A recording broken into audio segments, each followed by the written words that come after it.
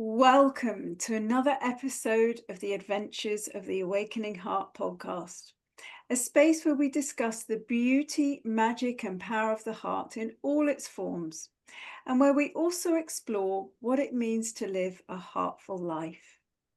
Currently, I'm having a bit of a run of speaking to health professionals about where the heart and its key qualities of love and compassion fit into the picture of physical healing. And today I'm continuing that theme with my guest, Richmond Stace, who is a pain coach. Richmond has a unique multidisciplinary background in nursing, physiotherapy, pain neuroscience, sport exercise physiology and rehabilitation, strength and conditioning, positive psychology, compassion-focused therapy, and motivational interviewing. He's worked in the NHS, the sports world, corporate world, and private sector. Richmond is committed to helping people understand pain and teaches an approach that focuses on embracing an individual's strengths and helping them to improve their life. He's set up several initiatives with this in mind and shared his knowledge with many groups, including physiotherapists in Gaza, in support of the charity Medical Aid for Palestinians. Richmond's compassionate, mindful approach is influenced by his long interest in Buddhism, and he has said that if there was one skill he could gift his clients, it would be presence. It is his understanding and experience that when we sink into the present moment and become aware of our true essence, this brings us clarity. Richmond has 3 decades of experience in the world of pain coaching, and his interests and influences are wide. I have a feeling this is going to be a really stimulating conversation, and so I'm very excited to welcome you, Richmond. Hi. Thank you. Well, I don't think I've ever had an introduction like that. Oh, I hope you feel it did you justice. Yeah, I feel very sort of a bit embarrassed actually. A bit embarrassed of all those things, that list of things. But Well, but I suppose it's at the end of the day, it's the aim is that to be helpful. yes, yeah. Well, it's all true, and I wanted to give a sort of wide, broad overview of you. So we're going to dive into some of those things now, and I wanted to start, if I may, with a big question: what is pain? So it might sound obvious and straightforward, but it's a complex nuance thing, and people experience pain and make meaning of it in very different ways. So of course there are medical and physiological definitions, of course, but from your broad perspective, Richmond, how would you describe pain? What is pain to you? Yeah, well, I mean, first of all, it is a big question, but it's a great question because, and actually, when I'm, working with people, whether it be a webinar or training or whatever, we typically start with that, and I ask people what they think because it's very individual.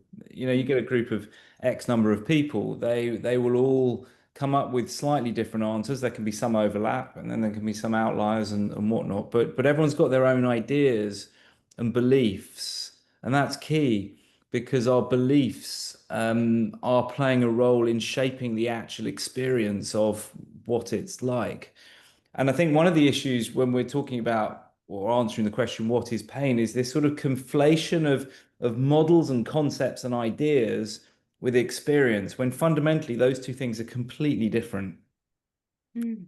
The pain experience is really what we're trying to help someone to shape for the better, but that will only really happen when, in my view, when they understand it and realize that it's about pain's asking them to meet some needs and they need to clarify what they are. And often they don't know, or they might have some idea, but often they've been drawn down the sort of biomedical model. So they think it's all about where it hurts in their body. So say back pain, which is obviously very common. They think it's about, a disc or a joint or a muscle or something like that, or a nerve, all of those things in, where it's felt. Mm. And that's a fundamental misunderstanding because the pain itself is not generated where it's felt in the body. Mm, So back pain is not generated in the back, just as hunger isn't generated in the stomach. mm, It's about the whole person within their lived world, and in that moment, and the context and the environment and past experiences, and really all of that stuff comes together as a crunch. mm, And our body, seemingly, our body systems are making sense of that and predicting what that could mean.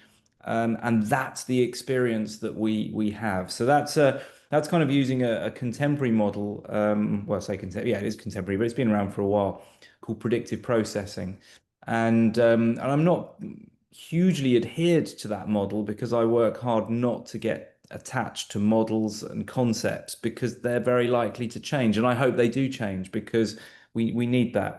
That's growth and that's development. And we're certainly not there with understanding it. Nowhere, mm, nowhere mm, near. And it won't be in our lifetime either, if we ever will fully understand. But there are some basics, and I think that we can probably agree, quite broadly on, across fields on some of the basics that pain is important. It's an experience, it's a lived experience, and the expert in that is the person who's feeling it, no one else.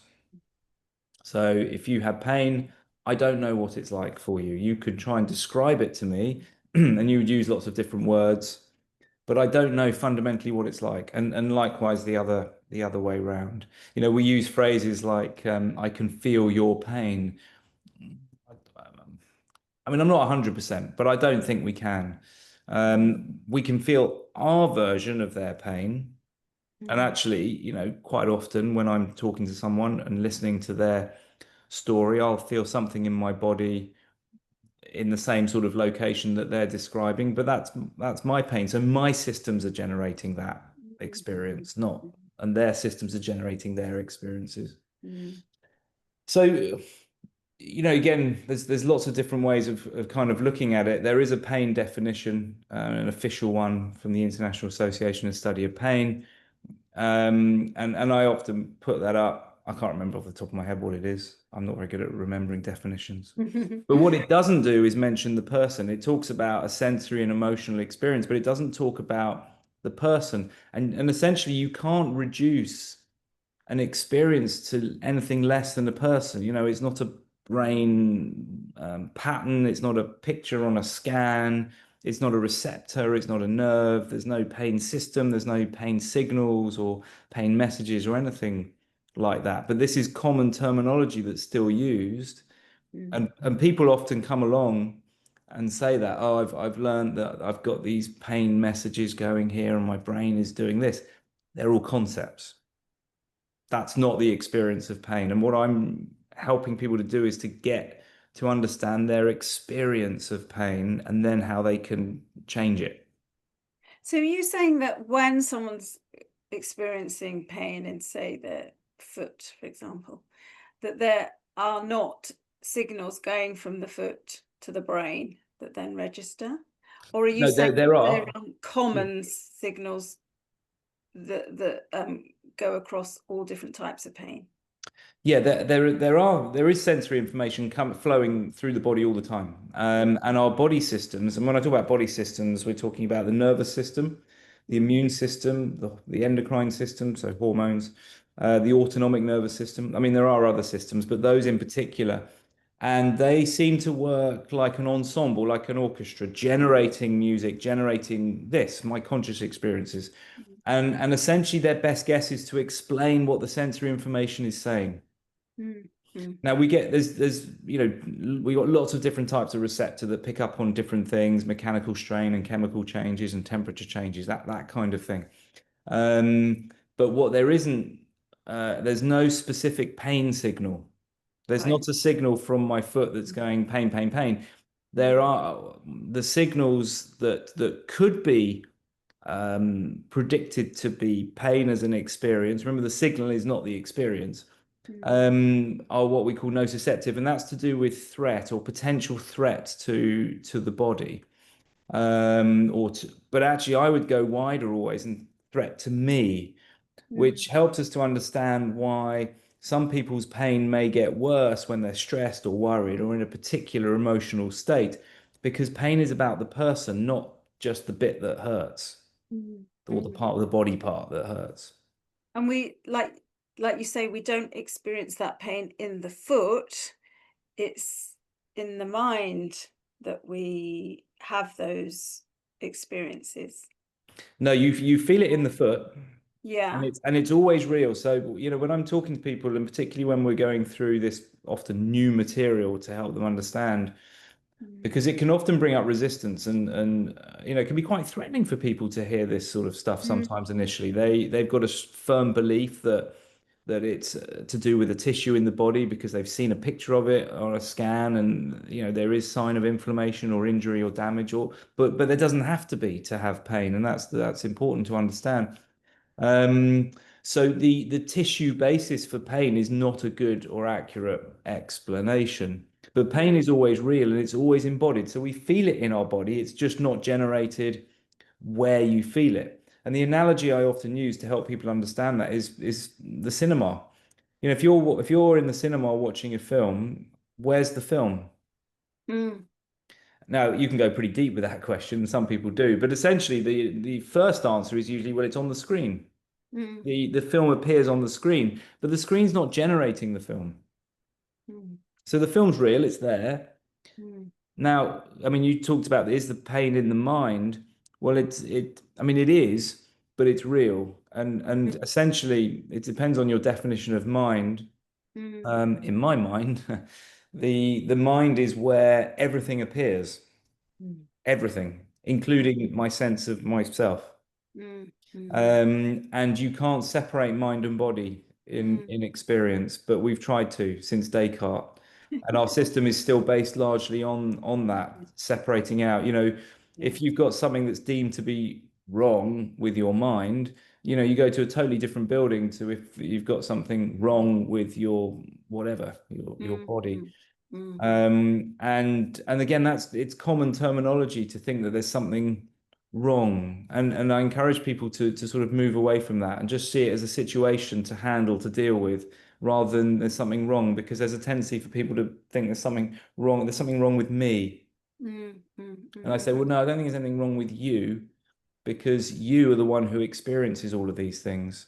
mm, So there's a mm, situation to handle here in a particular way, in a skillful way, to make your life better, to ease your suffering. mm. But I encourage people not to think of themselves as problems to fix.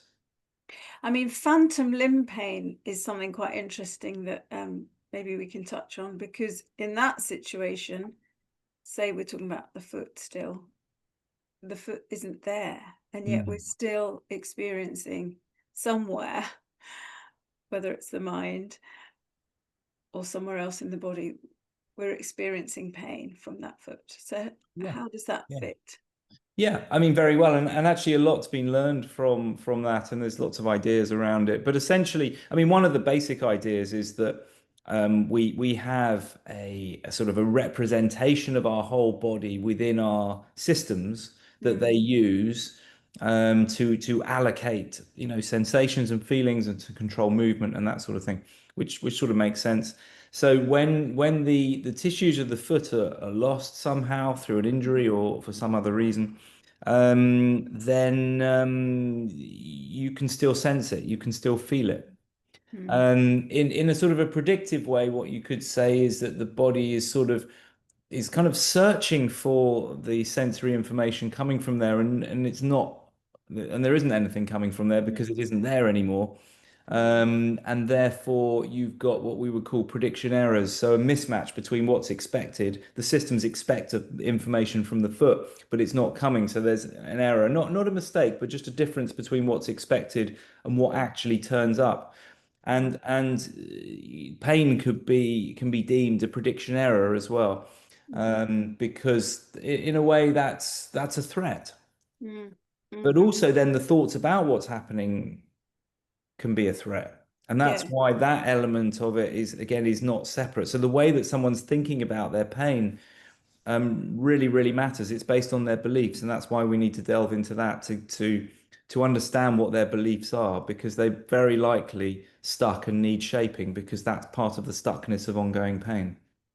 And I like the fact that you say people shouldn't be thinking that something's wrong with them if they're experiencing pain, because the way I think about pain is it's a wake-up call, or it's calling for our attention.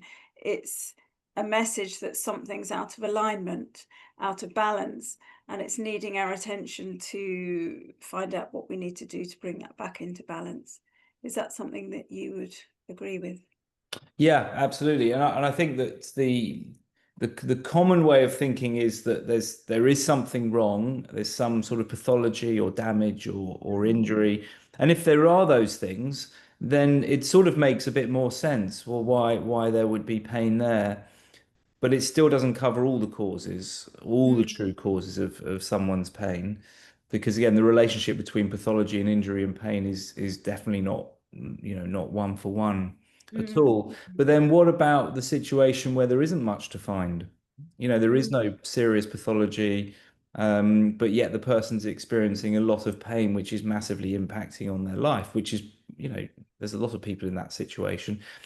mm, Unfortunately, given the term medically unexplained symptoms, which I'm not a fan of that term, because it sort of implies that anything that doesn't fall within the medical boxes is somehow dismissed, which it often is, and people aren't yeah. taken seriously and not heard because, well, if I can't explain it with my medicine and my medical model, then it doesn't really exist. I mean, it's just an arrogant viewpoint and full of ignorance and misunderstanding of reality. Mm, And that needs to be called out. mm, But so there's lots and lots of people there. IBS is a classic, example, but so are, you know, again, they're called musculoskeletal complaints. I'm not a fan of that term either because it's just dividing everything up and mm, separating things in a false way. yeah. Um, so we need to be really careful with the terminology that we're Mm, that we're mm, using. mm, mm, But I mean, take IBS as an example. A large proportion of people with IBS, which is a real thing, it's a real experience. It can really impact people's lives in lots of different ways. The vast majority, there's nothing to see. They won't find anything with investigation. But if your belief is that there must be something wrong, there must be, then you can carry on having investigation, looking up, down, all the things. And meanwhile, you're actually not doing anything about getting better because you're not addressing the true causes of your suffering.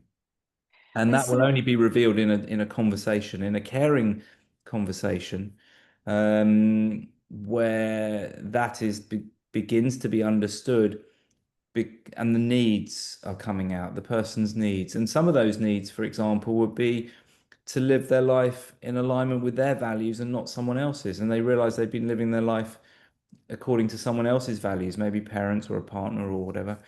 And that has just caused ongoing inner turmoil and stress, which is inflammatory, which, bit by bit erodes our systems and then manifests in any number of common ills and complaints. And this is not alternative speak. This is what's no, actually happening. And there's plenty of science behind this now as well, if people want that. yeah, yeah. And so But we are moving from physical injury and the pain that comes from that into a broader understanding of pain, sort of talking about emotional pain and maybe trauma that's manifesting as some sort of physical pain in the body.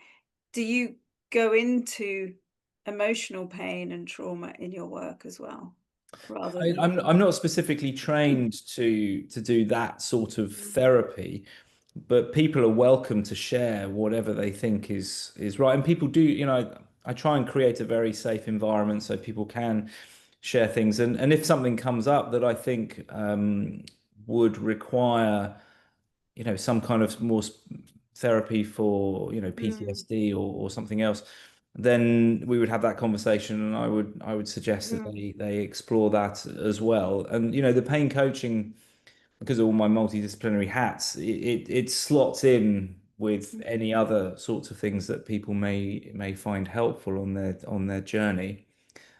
Do you Um, often find, because you said about people being out of alignment with perhaps their values or their purpose, do you often find that there is that deeper sort of um, imbalance or misalignment on more of an emotional level? going Yeah, on. because I think most of us have that.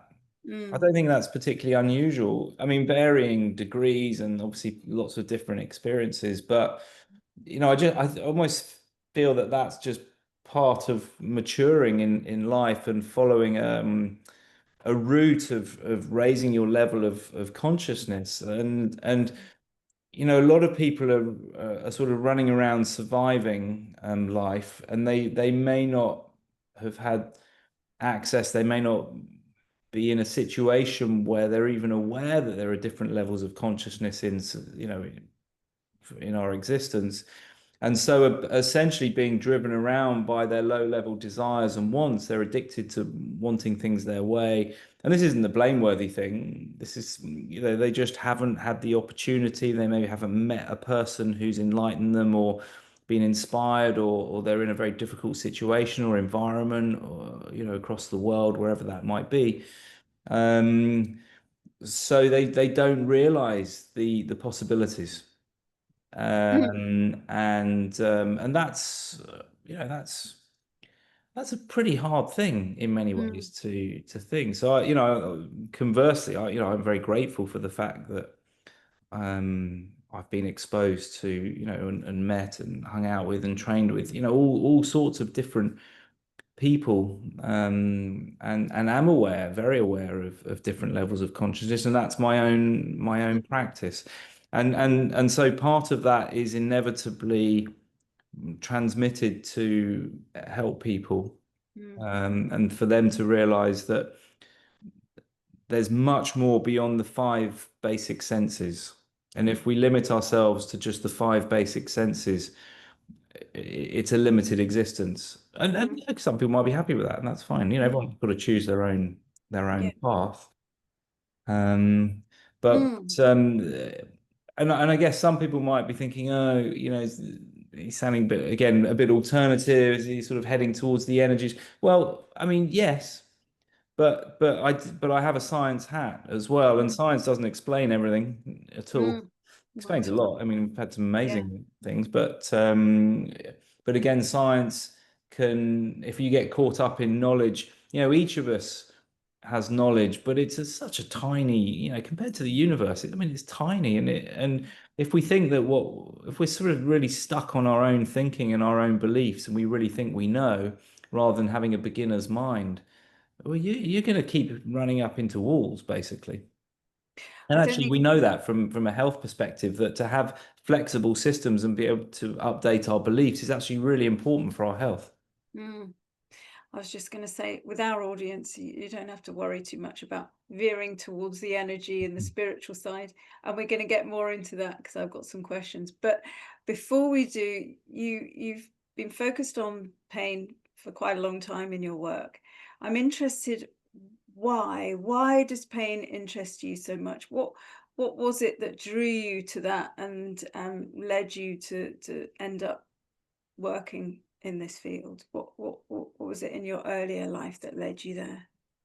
Well, when I was training to be a nurse, I was quite interested in why people came out of similar operations and had different experiences of Mm, pain. So that was one of the, and I spent some time with the pain team, but back then it was very medical, and they would just sort of go around the hospital to see people. The ward, mm, the wards would ask them so and so come and review. It was basically a medication review, mm, and I sort of thought, well, it's a bit limited, isn't it? I mean, just fiddling with pills, and I mean, I'm saying there's no role for pills, but you don't, there's no progression, there's no learning from that. They don't solve the issue, they don't get to the causes or anything like that, and that's still the case. mm, Medication is seen as the big deal for pain, but it isn't. It's the small deal. You take a yeah. pill, boom, that's it. It may or may not help. There's often side effects, there's big costs, and so on and so forth.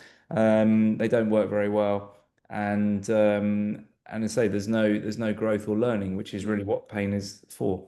mm, So it's the small deal. So it can help, and if people want to take medication, that's cool. But a lot of people I see now actually want to come off it. They've been put on it. They've been put on loads of it. When it doesn't work, instead of looking at what are the true causes of pain, they're just given more. I mean, it's mm, it's just the wrong model. It doesn't mm, work. It mm, doesn't work mm, at all. mm. Never has. Mm. So that sort of started it, and then I went off and did the degree in rehabilitation and whatnot, and that was pretty old school, I suppose in many ways, but it was quite interesting. And then I did the physio. That was the next thing, and it was there that I met a guy called Mick Thacker, Mm. who was working in pain, had some great ideas. And I remember sitting in a lecture at St. Thomas's that he was doing and thinking, oh, great, boom, Mm. this is it. This is where I want to go. And then he set up a master's in he called it Pain Science and Society, which is a very clever title actually. And I was like, well, I've got to do that. So when I finished the physio, I did that and spent a couple of years on that with him. And he's been a massive influence on my work and personally, and I'm forever grateful for that. Pain, science, and society. What were you studying with that then? Well, because pain is a reflection of culture and society. Mm. If you look at it, we talk about the biomedical model, but again, that is a reflection of our Western civilization and society. Mm. So Mm. you can't take pain out of a culture or a society. Mm. It's deeply embedded within Yeah, that. right. So whilst a lot of it we were looking at, obviously in great depth, the neuroscience of pain, which is really a broad range of fields. Mm. Um, we always adhered to the fact that whatever we come to learn or understand has to be useful. It's got to make a difference to the person suffering. Mm. Otherwise, what's the point? Mm. You look at a lot of research in whatever field, and you kind of go, oh, and so much money spent on research, and you're like, Mm. well, what's the relevance of that? Yeah. Is that helpful in any shape or form? No. What a complete waste of time and money. Yeah. Let's be realistic. Mm. So anyway, that was incredible. And we had and the way Mick designed it was to have people from different backgrounds. So it was multidisciplinary. So we had amazing discussions and worked together. And yeah, I mean, it was brilliant. It was transformative. It was So transformative. do people in different cultures, maybe more traditional cultures, would you say they have different experiences of pain? Oh, definitely. Yeah. I Yeah. mean, that's well documented. There's Yeah. a In what particular way? tribe, and I can't remember I'm terrible remembering names these days. There's a particular tribe where during a certain stage of labor, the dad experiences the labor pain and the mum looks after him. Can you imagine that here in our hospitals? That phase where the pain roles are switched and the Interesting. mum to be looks after the dad who's sitting on the side of the bed sweating and going, oh, I'm in all this. Right. Well, why do you think that happens? Like, what's the purpose? Or I don't know. I don't yeah. know, to be honest, but it's in it's to do with expectations because again there are certain tribes where they stick spears through their arms as part of the maturing process of become and they don't describe it as pain because it's not pain to them, it's what they do. So the context is so important. Yeah, massive. Yeah. But it is for us as well. Yes. But in a The different way. situation that we are in, our expectations, and most of those are subconscious. Mm. Mm. And so it's our prior experiences can really come forth to shape what's happening Mm. now. And essentially, I mean, it's in some quarters, it's called a controlled hallucination, what we experience, because our own body systems are generating what it's like to be me. So I don't even experience my body directly. I just get a version, and that could be a painful version in a particular moment Mm. if the conditions are such. And that's a kind of a Buddhist way of thinking about it, or Buddhist terminology or wordage, if you like. What are the conditions here? What are my mental formations? Mm. And because when you I mean, you mentioned how the beginning, your kind introduction about the thing that I would give to people if I could was the ability to be present. When you're present, you're able to see what the formations as they're coming up. Mm. And it's not an academic thing. It's an experiential thing where you just become more and more awake, more and more aware, and you're aware that you're aware. mm, mm, And one of the roots of that, of course, is meditation. mm, Um, and so, as this stuff is arising, you're able just to you're witnessing it. mm, And that's a very different position to be in, to being caught up. And most people are caught up. And I guess that's what I mean by this sort of higher levels of consciousness that we can achieve mm, through various practices, which then puts us in the position to know what we can and can't control. mm, mm, And to realize differences between things like, what I want and what I need. mm, And as you were saying earlier, pain is asking us to meet our needs, but I may not be totally clear on what they are because I'm so caught up on what I want. I mm, want this pain to go away. mm, mm, Take it away. I mean, there's less of that these days of people saying, "Take my pain away." I think mm, people are sort of waking up to that a mm, bit more, mm, mm, or mm, certainly open to when they realize that what they're doing in the traditional way isn't working. mm, mm, What I always often use the phrase, what got you here won't get you there. Because the results you're getting right now are from your current beliefs and actions, what you're thinking and doing now. So if you want different results, you've got to change what you're doing. So it's change your life, change your pain. It's that way around. mm. I think the whole opiate thing that's um, you know been a bit of a scandal in America has raised awareness of some of the real toxic effects of certain drugs, and although that was a terrible um, scandal, it has at least woken people up to perhaps thinking a bit differently about pain control. Mm. Um, some of the things you've been talking about there really tie in with your Buddhist beliefs and interests. What drew you to that particular form of spirituality? Well, when I was about 18, a really good friend of mine, he'd been influenced by his older sister. Mm, And so he was talking about it. And actually it was during my nursing training, and there was a bit of a struggle sometimes with that because I wanted to complete it, but I knew I didn't really want to do that. mm, But it was looking back, it was utterly invaluable. But so it was a bit of a tussle at times.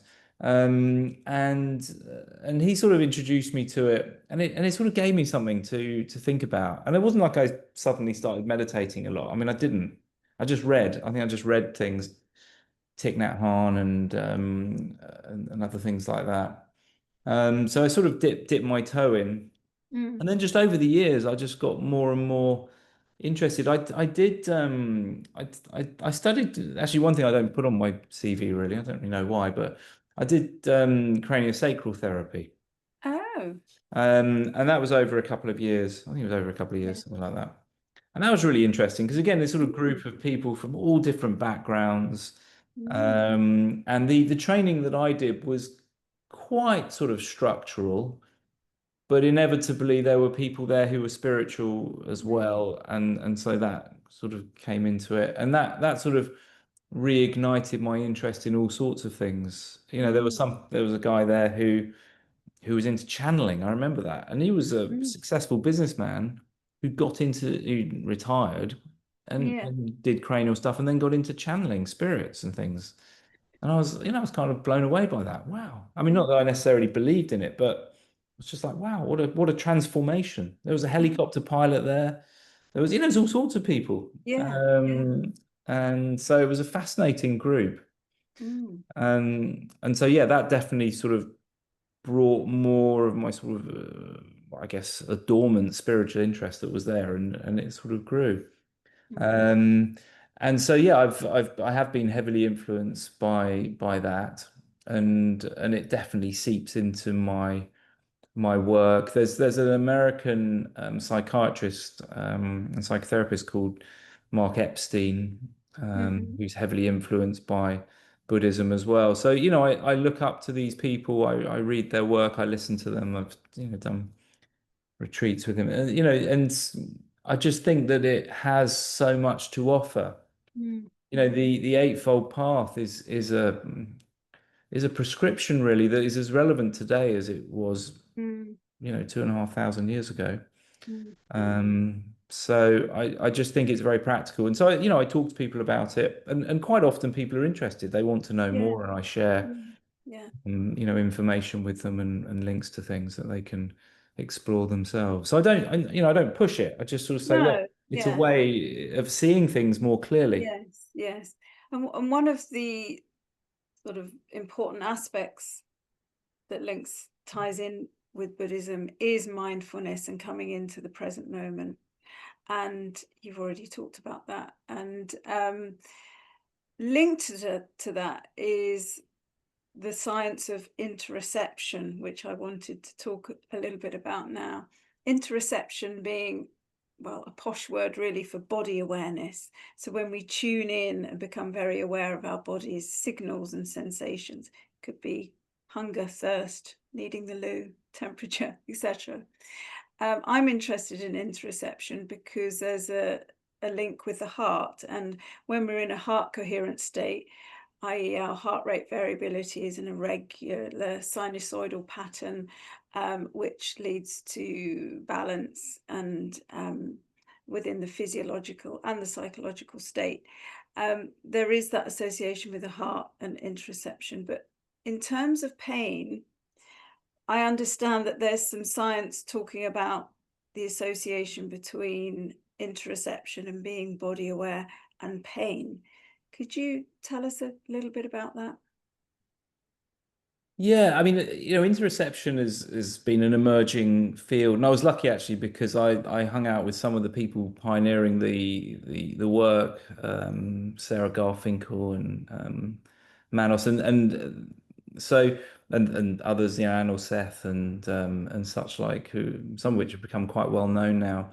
There Mm, was a time, it was before lockdown, where I started to go, well, it was probably quite a long time before lockdown actually, but I started to go to some of these I realized there were these small sort of scientific and philosophical meetings going on at various universities, and I could go along. So I used to go along, and there were fairly small groups, but with big hitters in in the world of science and philosophy.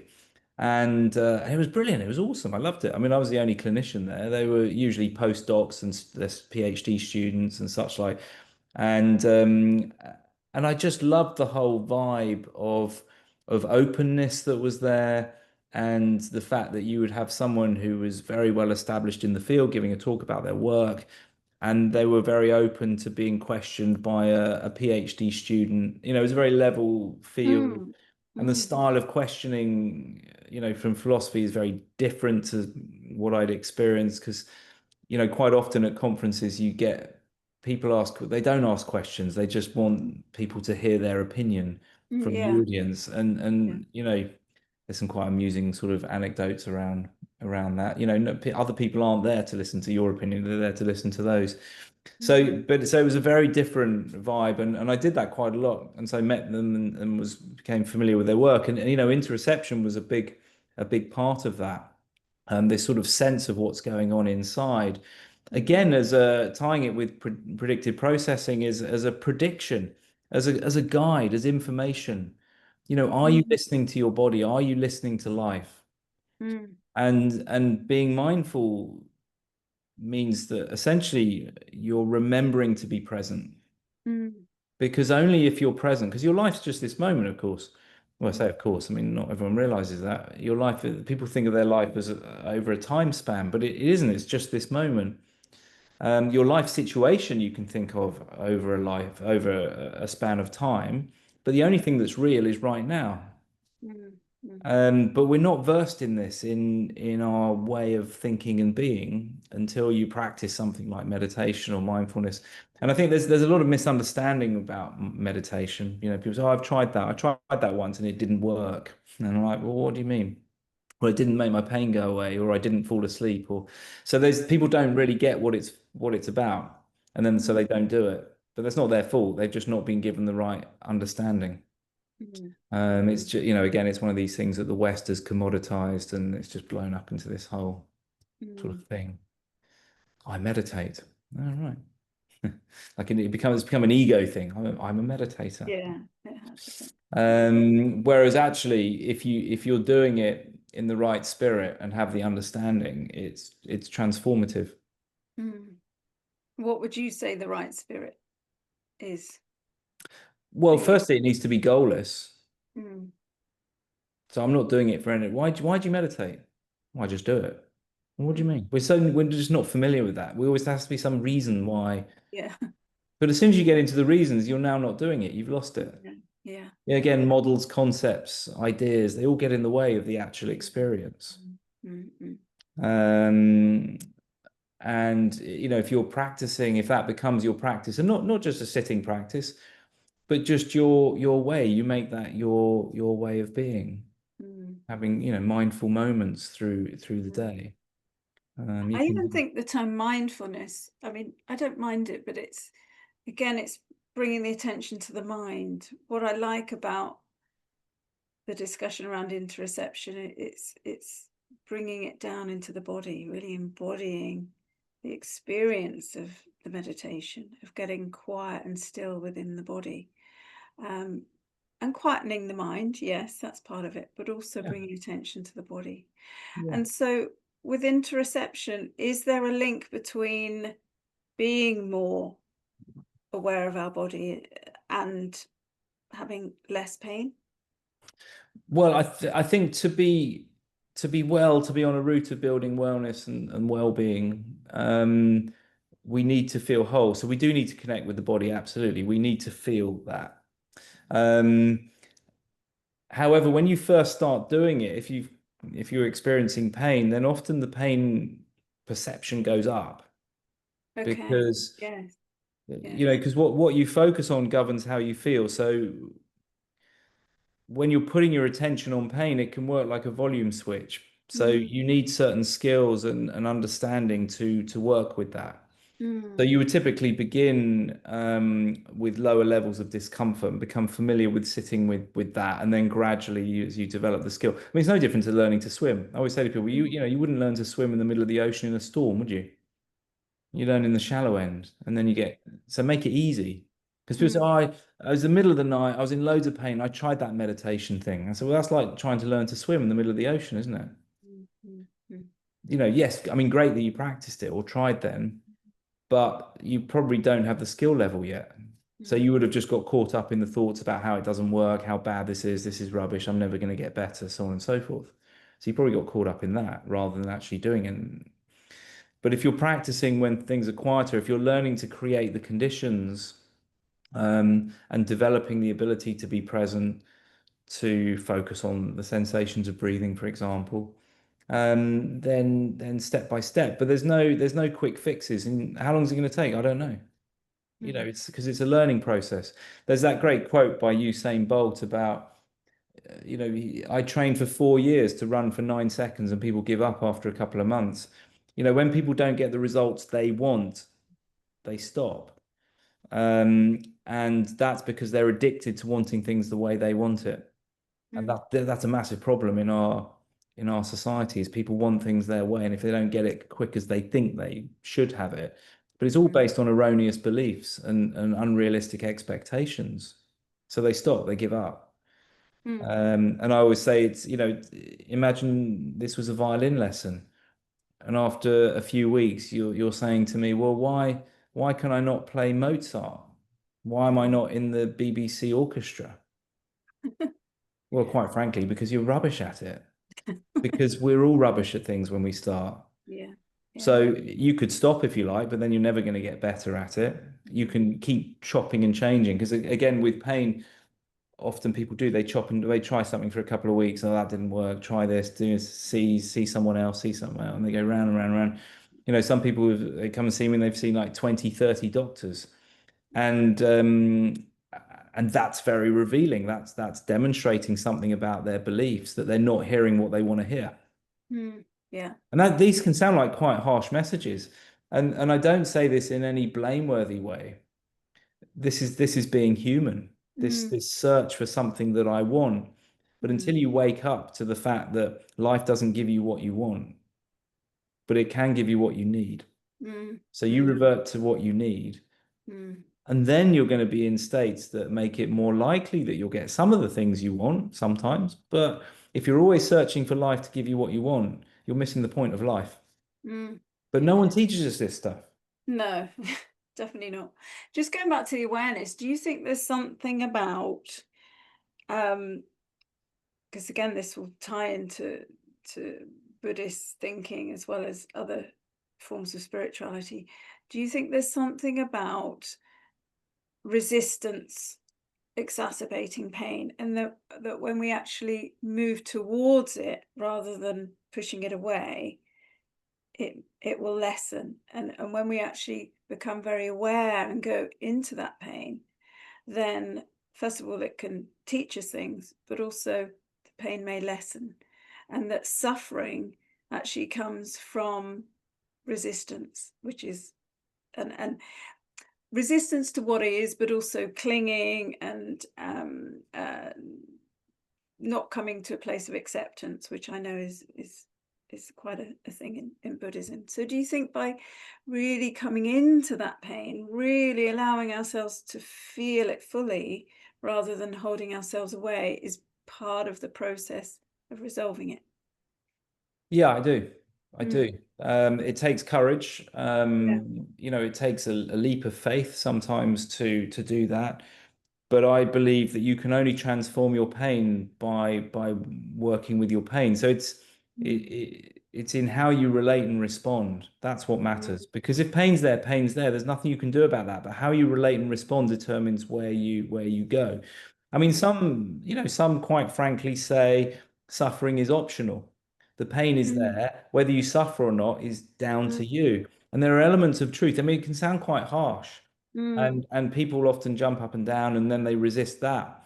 mm, But yeah, you're absolutely right. The resistance is a massive cause of suffering in all our lives, and we all resist things because we all want things a particular way. But then when you wake up and mm, you're more conscious, then you're able to recognize when that part of you is wanting something a particular way, and then you can almost laugh at it and go, "Ha, well, good chance of that.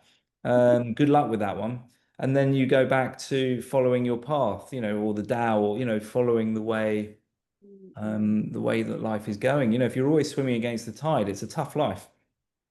It is. Do you know the work of David Hawkins, talking about different levels of consciousness? I don't think so. No. No, I've got his book here actually. He's got many books, but this one, Healing and Recovery, has got Okay. a really lovely chapter on pain, and he talks very much about what we're saying about the difference between pain and suffering, which really ties in to what you're saying. And also, you talk about this predictive processing. I guess suffering comes in when we imagine that some scenario is going to be awful.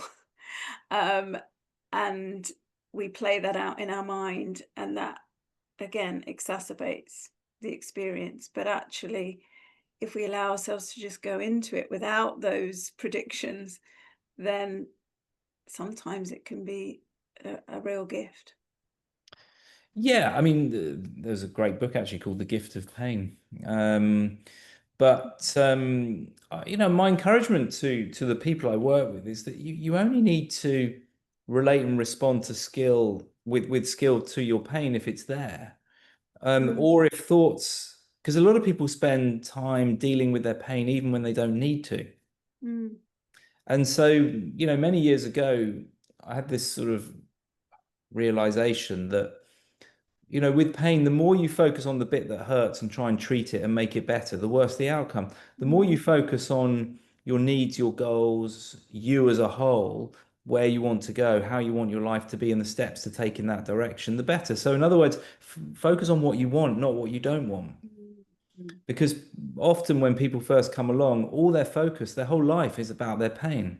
They're mm, focusing on it all the time. They're using it as the lens to see everything, mm, mm, which is, I get, I understand it. I understand why that happens, and they're identifying with it.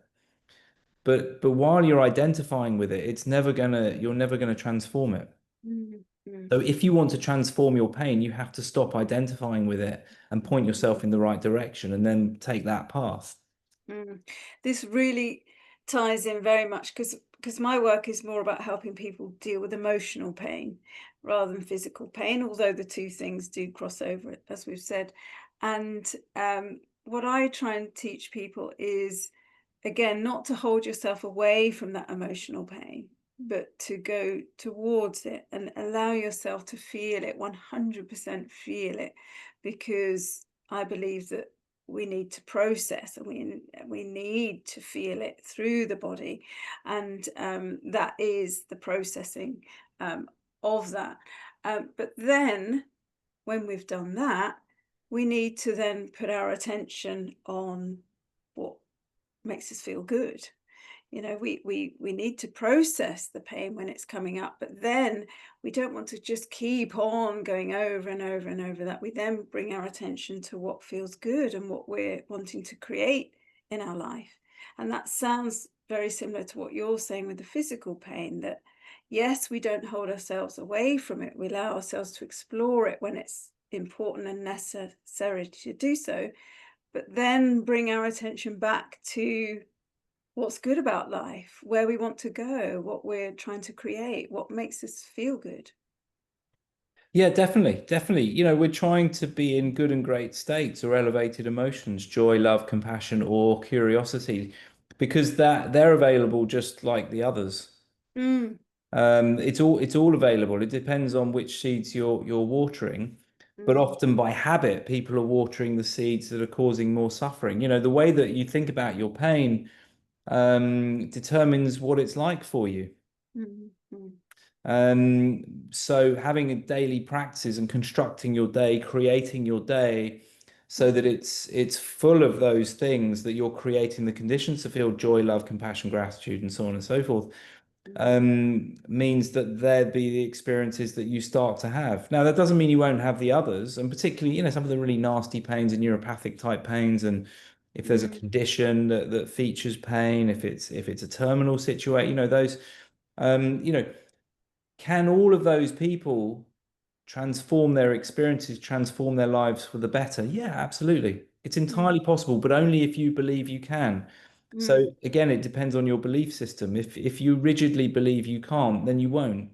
mm, And this is why, a lot of the messages out there in society, in media, and things people are told in their appointments and sessions. Oh, you're not going to get much better than this. You're just going to have to mm, cope. You're just going to have to manage, mm, or reports written about someone's future. Or they've had this pain for 2 years. It's never going to get better now. That sort of thing.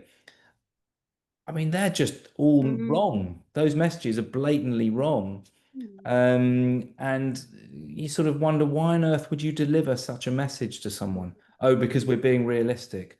mm, Well, that isn't realistic at all, mm, mm, because nobody knows the future. That's mm, realistic. What mm. you're saying is just your True. belief that Yeah, you're now putting onto that person, who, if yeah, unfortunately they then believe it, yeah, will then live that life. So now you've just given them that. Why would yeah, you do that? I don't get it at all. yeah. Now, and I'm not saying the opposite of that, saying, hey, everything's great and you're going to be fine. No, Mm, but there's a middle road here absolutely. where whatever position we're in life, or whatever stage in life, we can grow, we can change things Mm, for the better. yeah, yeah. So if you want to do that, let's do that. So don't be telling people that they can't change, they can't get Mm. better, because that's just imposing your belief system on them. And you don't have a Some crystal ball, because no one does. some people just don't need a lot of encouragement in order to go down into that hole where they just go round and round, because I mean, supposedly we are wired to hone in on the things that as a survival mechanism, the things that are negative and could potentially cause us problems, Yeah. whether that's true or not. But Well, that's a good point, whether it's true or not. I mean, as you said, there's a yeah, lot of memes out there, people yeah, say true. it, but they're all Yeah, concepts, they're all yes, ideas. yes, So yes, why attach to that idea when there are yeah, infinite exactly. other possibilities? You don't Yeah. have to do that. No, you're so right. Um, Yeah, so yeah. So I yeah, think it is important to encourage people to see, what's possible in possibilities. And if you're yeah, present, there are possibilities. If yes. you're if you're caught in the past and you haven't accepted what's happened has happened, Mm, Mm. then it's very difficult to see the possibilities. They're there, but you just can't see them. And, I sometimes use the analogy of if you're walking through the park in a certain state, you would see a beautiful flower, but if you're in a different state, you wouldn't even notice it. Mm. The world appears as you are, not as it is, Yes. Yes, exactly. because the experience out there is generated in here. Mm. My systems are generating the version of the world and of me. So when you really get your head around that, you realize that what you're experiencing is not so solid, is not Mm. so definite, and actually that reveals a lot of possibilities within the uncertainty. So if you're Mm. happy to live in uncertainty, it's great because you've got all these possibilities. If Mm. you're addicted to needing certainty, Mm. life will be a big struggle for you until you transform Absolutely. that. Absolutely. Yeah. I mean, it's lovely how you bring your ideas around spirituality and Buddhism, your studies and knowledge around the mind, and bring that all together, and and bring that to the conversation about the body. I mean, that's lovely. I've also heard you talk about the idea that everyone should have their own philosophy on life, and people should, if they feel inspired to, really reflect on what is their philosophy, what are their beliefs around life. Why do you feel that's important? Well, I mean, simply because we have one. We may not have thought about it or verbalized it or written it down, but we have one. Mm. And that's the lens that we're looking through. So if we make it conscious and realize what it is, Mm. then we can work, well, is that working for me? Is that delivering the kind of life that I want or not? Because you can change it. Mm. Obviously you can change it. Mm. And I often do that with groups, if I'm talking at a conference or whatever, and I did it recently actually. I encourage them to, after we've been through various things, to really think about the lens that they're coming through, their own philosophy, and then just to write it down. And I shared mine. And I've updated mine over the years. And pretty happy with where I am now, but it may change. Mm. Mm. Um, Mm. so I think it's a really useful thing for everyone to do. Mm. Because it is that lens. I mean, it comes down to that, really, isn't it? The lens that we're looking at life through is everything. Yeah. Um, Yeah, but we can change and it. And change. again, as we were Yeah. saying earlier, that typically we're using our five basic senses to experience the world, but there's so much more to it. Mm. There's so much more to it. You can ask someone just simply to become aware of their body, and when you're sitting, you can feel the pressure under way on the chair and whatnot, and you could say, okay, well that's touch. And then you can look around and you can see, and that's vision, and there might be sounds, and there might be a smell, and so on and so forth. But then when you close your eyes, you're aware there's something else. Mm. There's an awareness. You can call it an energy, a chi, whatever you want to call it. Doesn't really, the words don't matter because it's the experience. There's something else, and when you tune into that, that's when you start to realize that we're all part of that. Mm. And they words used like the oneness or into Mm. being, and and and I think we can take a lot from that, because a lot of people these days feel quite isolated and lonely, and particularly with pain, it can feel, people feel on their own. Mm. But that's a perception. Mm. Um, and the reality is we are all connected, but we've got to plug into that in a Mm. way, Mm. Mm. because we can quite easily isolate ourselves through our thinking. Mm. And thinking is in my mind, it's I'm thinking. It's not Mm. separate from my body. It's not up here. Thoughts aren't in here. Mm. And I'm not my thoughts, and I'm not my body. So, Mm. and most of those thoughts just appear. Mm. Most thousands of thoughts each day, most of them just sort of come. They're just like, boom, they're there. You can be doing something and feel pretty good. And then suddenly you get this thought. "Huh." So the more aware you are of those formations, that's a Buddhist term, of course, you can just notice them and see them for what they are, and you still get the feeling. You're not, it's not like you're a robot, but you're just not caught up in it. You're just like, oh right, well, that's interesting. There's that feeling. And so gradually you can get more and more okay with whatever's happening. Mm, mm, Everything's fine. mm, Or, Krishnamurti, I don't mind mm, when asked how, how do you do this? How are you like this? mm, mm, Well, whatever happens, I don't mind. It doesn't bother me. mm, So that doesn't mean that bad things, because there are a lot of bad things going on. It's not saying they're okay, by the way. It's just mm, saying I'm not going to let that bother me because if it bothers me and I get angry, well, now I can't be effective. mm, And by the way, I'm not saying that I'm some sort of saint and I don't get angry or anything. mm, It's work in progress. But these are guides. These are mm, companions that we can all use to transform our life. And that's when our pain is transformed because now we're meeting our needs. Now we're living in alignment with life mm. and looking These are after ourselves. these are all big ideas, and like you say, we're all a work in progress. I'm thinking of some people I know who are stuck in that chronic pain and the feeling that it's never going to change, it's never going to shift. When you're working with people, I'm guessing it can be quite a long journey sometimes, and you're taking people on just little steps, little steps, little steps to open, become more aware. I mean, is that how it works? Or is it generally quite a process of these small little steps adding Yeah, up I to mean, it can something big? be. I mean, we can only take the step that we can take. Mm, You see these sort of memes, don't you? There's quite a good one with, someone climbing up a ladder. If you've got the rungs fairly close, you can make your way up. But if they're really massive, but a lot of that is around expectations, and our expectations when they're mismatching from reality because we don't understand or we want things a particular way. These seem to be the things that actually make us more stuck, mm, which is quite interesting, mm, really. So if you think I mean, this happens sometimes. People say to me, "Look, I've been working with you for a month or two now, and I've still got some pain."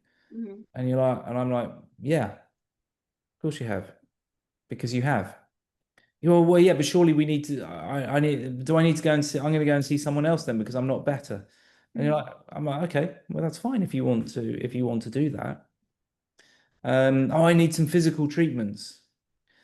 mm, And what that sort of thing is, everything is interesting because it all reveals where they are, it reveals the mm, beliefs. mm, mm, Or sometimes people say, oh, I need some time to work on these. And then you meet them a little bit down the line and they haven't been. And they go, oh, I need some more time to work on this. And then you leave it again. And eventually you're like, the problem isn't the things, it's avoidance. mm, So actually and this is why coaching is so important. And I often say to people now, when they're asking about that, I say, well, look, part of this is helping you to stay on the path, to keep momentum. So if mm, you're thinking there's a lot to be done and you need time, that's what we need to explore. mm, And some people are like, get it, and some people don't. So we're going, no, no, no, no. I just need to practice. But it's pretty rare that when we meet up again, they have. Usually mm, it's avoidance. mm, mm, Which again, not blameworthy. This is a human thing, and this is the nature of it, and this is why it is so complex. mm, Helping people and pain mm, is one example. We could be talking about depression, we could be talking about anxiety, we could be talking about addiction. mm, They're interchangeable in many ways. mm, So it is a journey, but you don't know how long it's going to be. And in fact, why even bother thinking about that? mm, Why get into your head that I want to be better in 2 months, 3 months, 4 months, because it doesn't exist. mm, I mean, have a really clear picture of how you want your life to be, the things you want to do, mm, and don't add in, because people often do this, I want to do that and be pain free. Well, don't add that in because that just puts your focus back on the pain. I just want to play with the kids. I just want to go back to mm. work. I want to play Yeah, sport. I want to go yeah, fishing, whatever it is. yeah, yeah, yeah. Don't add the pain free bit. That's Mm. like saying don't think of elephants. Yeah, Focus on what you want, not what you don't yeah, want. And then we can look at the practical steps yeah. that you're going to take each day, and I'll journey with you until you can do that independently and confidently. Because a mm, lot of, it's all skill based. All the stuff we do is skill based. mm, mm. Your philosophy, then. I've also heard you talk about your philosophy on life, and it comes down to one word. That's what I heard you Yeah. say the other day. Yeah. Where did I Um, say that? Because I spoke about it at a conference actually, but I don't know if yeah. that was made No, it available. was a podcast that I heard, I think Ah, okay. a recent one. Okay. So I'm hoping this is still relevant, but Yeah, what? well, if it's one word, yeah, yeah. And actually, at the conference, before I announced it, because the people had obviously got a flavor of what I was saying, because I had about an hour talking to them and interacting and doing things with them. I asked them, and the guy from the back put his hand up and said it, and he was right. He was Yeah. right. So one of my big influences is Ram Dass, Mm-hmm. and he talks about being love. Mm, So it's not, we less about loving someone or loving something, but just being love. And that really resonated when I first came across that. I thought mm, that's a great aspiration. mm, mm, That's a great lens to look through. Is a great way, right? Is that what I'm doing? mm, Am I being that way? Yes or mm, no? Because then it's your guide. mm. So love in terms of connecting with others, loving ourselves, Yeah, loving what we just do. wholly accepting Yeah. things as they are. Mm, And that absolutely for me and I'm sure others is such a turnaround from mm, how we operate, particularly in the West, mm. which is all about competition. It's about being Yes. separate. It's about Yeah. making money. It's about having an ego. It's about having stuff. Mm, And yeah, I've been bought into all of those things in my life at different times. But now. I mean, what you've got to be careful of course, is not sounding like an arse. It's like the reformed smoker, that sort of thing. yeah. Because no one likes that. Yeah. So and I've also been heavily influenced by the whole sort of motivation interviewing world, the Rogers approach, and the spirit there. So Steve Rolnick, who I've been very fortunate to come to know, amazing guy, and Orla Adams, who equally amazing. And I regularly go down and do their motivation interviewing training and courses. Being this guide, because it's a way of being. It's your approach, and something that's not necessarily so popular with some in the healthcare field is to realize that it's at least as much about how you are, your approach, as it is any technique. There's Mm, no therapies, there's no specific therapies for pain in my mind. There's no techniques. People say, what do you do? What do you, and I often say, well, I don't really know. What do you mm, do to people with pain to help their pain? I don't do anything to people. Well, I hope I don't. What do you do with them? What techniques do you use? What mm, therapies do you use? I said, well, I don't know really. I sort of mm, sit and listen, and then I hear what they're saying, and I get an understanding of their story and their life and them, and then I help them understand that and make sense of it in the best way we can. And I'm open to, but they're the expert in all of that, and I just bring a certain amount of knowledge to help them make sense of it, so that then they can be present to go, right, well, this is what I want to work towards. And let's work together. So much more the guide on the side than the sage on the stage. Although there's a bit of that because there is teaching, but yeah. mainly it's seeing the person and their strengths with unconditional positive regard. And I love that. And you have to work at it because Mm, we are conditioned previously to to judge people, and to and there can be a rub, so you have to recognize that in yourself and go, okay, all right, there it is, mm, but not get caught up in it. And then just be there for them. And I think that's love, is unconditionally being there for someone, perhaps and even if you don't know them. recognizing their potential, isn't it? And that's really what Oh we, yeah, massive. yeah. And the Papillon effect, I think, is Mm, very real. mm, mm, So what we see in people, and so when we're faced with difficult situations in our lives, when you are more awake and you realize that, And in a situation where previously you might have brought anger, criticism, judgment, blame, that Mm. might come as a default, but you see that and then you just bring love and compassion. And maybe there's different way, well, there are different ways of doing that, but but it just changes the whole landscape because then you're available and you realize that actually, and this is quite a big statement, nothing's personal. Mm. It's just something that's happening. Mm. Mm. If you make it personal, then you'll suffer. Mm. Mm. Mm. Then it turns Um, into striving, doesn't it? It turns into striving and efforting.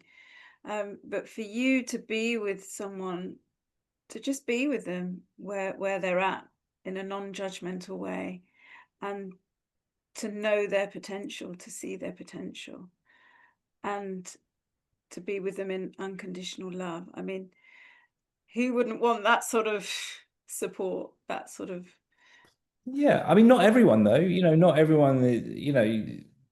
Some people come along and they don't. They come for a few and then they go, no, it's not for me, and that's fine. That's absolutely fine. And some people, really, get on the journey, and that's mm, great as well. I mean, yeah, that's, yeah, when you see people, because I can see all the possibilities. I can yeah, absolutely see. And yeah. I don't, it's hard to capture some of these things. Um, I'd seem to be able to see things in people, and I don't mean that I'm some sort of weird, I don't know, wizard. I think we actually all have the ability to do these things. It's just Yeah. some people are open to it, and the circumstances are such that it's something you Mm, can do. mm, mm. But and just that interaction and reading energies and reading rooms and being sensitive to that sort of thing, I think is invaluable. Yeah. Being Yeah. sensitive, being heart-centered, but combining it with practical tools. It's not, Oh yeah, you're not doing that as yeah, well. Well, yeah. that's a sort of therapist I would want. That's a sort of pain coach I would want.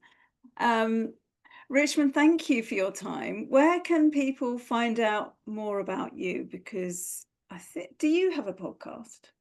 Well, I do. I haven't Yeah. recorded any episodes for some time, but yes, Right. I had one called The Encourager, and it's on Spotify and Okay. The and such encourager. like. Yeah. Yeah. So, but Yeah. if you, I mean, unfortunately, because I have an unusual name, if you put my name Richmond Stace into Google, you'll get a load of stuff. Yes. But I've got a website which is Hmm. richmondstace.com. I've got a newsletter called Pain Talking, which is on Okay. Substack.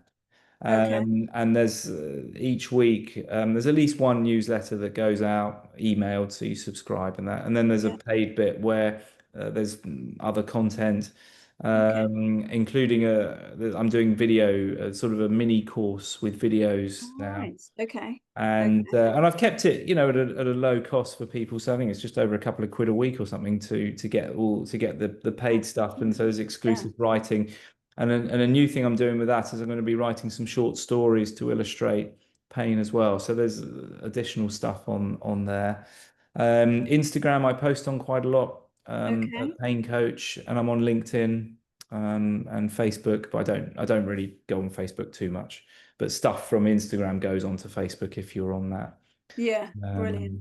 And So you do consultations? Do you one-to-one yeah, consultation? one-to-one work, and a lot of that's online and has Is it? been for some Okay. years. Yeah, Right. most sessions now are online because everything we do in person we can do online. The exercises, the movements, Hmm. the coaching, the Hmm. skills, everything. And it just saves travel. It means I work with people Yeah. all over the world, and Absolutely. it's convenient in that Yeah. way. But I do. I go into. I'm in Chelsea and Harley Street. I've been there in those places for years, so I go in there probably once or twice a week. Right. So that's Okay. that's So that's enough. Richmond Stace, if people Google that, they're gonna find all that information. Yeah, yeah. Brilliant. Well, thank you, Richmond. This, as I knew, has been a stimulating and enlightening conversation. Thank you so much for sharing all of your wisdom, your ideas, and your sort of deeper connections. Um, so that's been wonderful. No, thank Um, you. Thank you for having me on. It's great to chat. been a pleasure. Thank you, Richmond, and thank you to you for watching. I hope you've enjoyed this conversation and look forward to connecting with you again very soon. Bye for now.